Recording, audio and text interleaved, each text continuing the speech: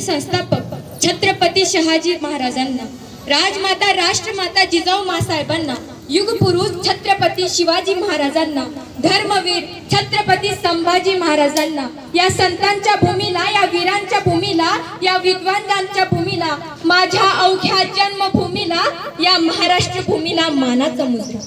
हा भगवा साधा नाही, हा भगवा प्रभू श्रीरामांचा आहे, हा भगवा श्री कृष्णांचा आहे, हा भगवा हर हर महादेव म्हणणाऱ्या वारकऱ्यांचा आहे, हा भगवा रणांगणावर कोसळणाऱ्या धारकऱ्यांचा आहे, हा भगवा पराक्रमाचा, भगवा शौर्याचा राजे, हा भगवा असाच भगवा फडकत राहू द्या राजे, हा भगवा असाच फडकत राहू द्या. महाराजांनी, छत्रपती शिवाजी महाराजांनी एक चाल परत नाही आणि एक माणूस पुन्हा नाही वापरला. बघा, जीवा महला प्रतापगडावर, पान्हाळ्यावर नाही, पान्हाळ्यावर बाजीप्रभू, तेथे तानाजी नाही, तानाजी कोंढाण्यावर तेथे येसाजी असणार नाही. प्रत्येक प्रसंगात नवा माणूस, हेच तर महाराजांचे खरे वैशिष्ट्य आहे. 12:30 वाजता गडावरून राजे निघाले. जीवा महला संभाजी कावजी सोबत 8 अंगरक्षक. 12:30 वाजता निघालेले राजे खानाच्या छावणीत दुपारी 2 वाजता पोहोचले आणि 2 वाजता खानाला वर्दी मिळाली, शिवाजी राजे येतात. तसा खान उठून उभा राहिला, समोर पाहिलं, 5-5.5 फूट उंचीचे देखले रुबाबदार राजे आस्ते कदम येताना दिसले. तसं खानानं वकिलाला विचारलं, हे शिवाजी, आणि वकिलानं मान डोलवली. खान 2 पावलं पुढे झाला, बाहू फैलवले आणि खान म्हणाला, आओ शिवाजी आओ, हमारे गले लग जाओ. आणि गळा भेटीसाठी राजे पुढे झाले. खानाच्या मिठीत गेले, दाब पडला, जोर वाढला, मिठी आवडली गेले. खानाचे बाहू राजाच्या पाठीवर पडले, दाब पडला, जोर वाढला, मिठी आवडली गेली. राजे गुदमाळले आणि त्याच क्षणी खानाची कत्तेर राजाच्या मस्तकावर अंगरख फाडत निसटली. दगा जाणवला, वाघ नख निघाली, खुपसली खानाच्या पोटात आणि दगा करत खान कडाडला. तसा कृष्णाजी भास्कर धावला, राजाच्या मस्तकावर वार केला. राजे कसे बसे बचावले. त्याच क्षणी सय्यद बंडा धावला आणि त्याचा दानपट्टा महाराजांच्या डोक्यावर पडणार. इतक्यात जीवा महालाच्या दानपट्ट्याने सय्यद बंडाचा हात उडवला आणि इतिहास फुटफुटला. होता जीवा म्हणून वाचला शिवा. काय हो, शिवकाळ ही जगण्याची स्पर्धा आहे, शिवकाळ ही जगण्याची स्पर्धा नव्हे, ही मरण्याची स्पर्धा आहे.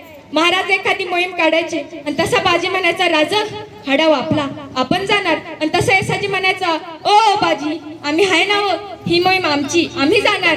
आणि तसा तानाजी म्हणायचा, ओ येसाजी कवापासून बसलोया, सर बाजूला, ही मोहीम आमची, आम्ही जाणार राजा, आम्ही लढणार, आम्ही मरणार. जगाच्या पाठीवरचा पहिला काळ. ही स्पर्धा जगण्याची स्पर्धा नव्हे, ही स्पर्धा मरण्याची स्पर्धा आहे.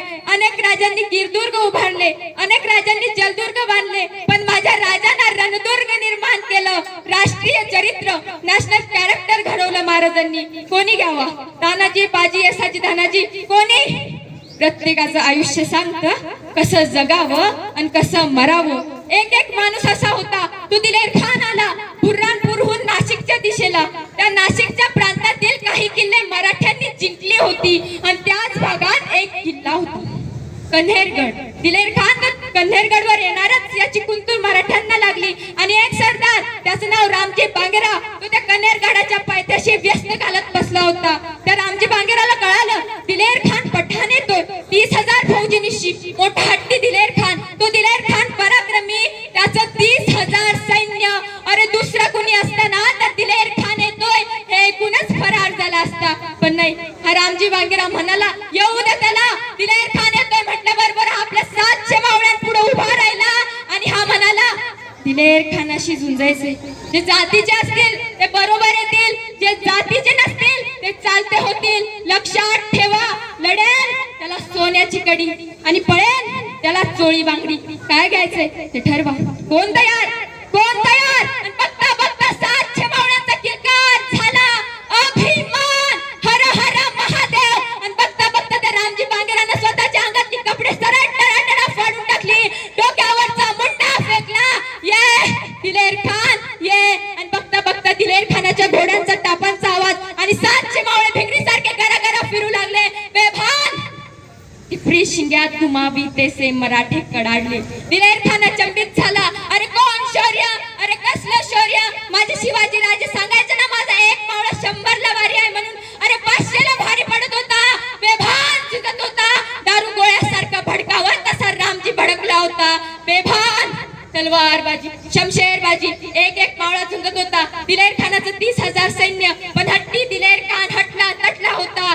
बघता बघता माघास सुटली आणि 30,000 दिलेर खानाचं सैन्य मराठ्याच्या 700 मावळ्यांपुढे पाठीला पाय लावून पळत सुटलं. आणि हा रामाजी कराडला मराठ्याची पोर आम्ही भिणार नाही मरणार नाही. कित्येक वर्ष उलटून गेली या घटनेला पण आजही कुणाला सांगावं लागत नाही, आजही कुणाला बोलावं लागत नाही की छत्रपती शिवाजी महाराज कोण होते. दूरवरून एखादी किरकाळी ऐकू येते छत्रपती शिवाजी महाराज की, आणि आमच्या ओठातून कधी जय बाहेर पडतं हे आम्हाला कळत नाही. धन्यवाद.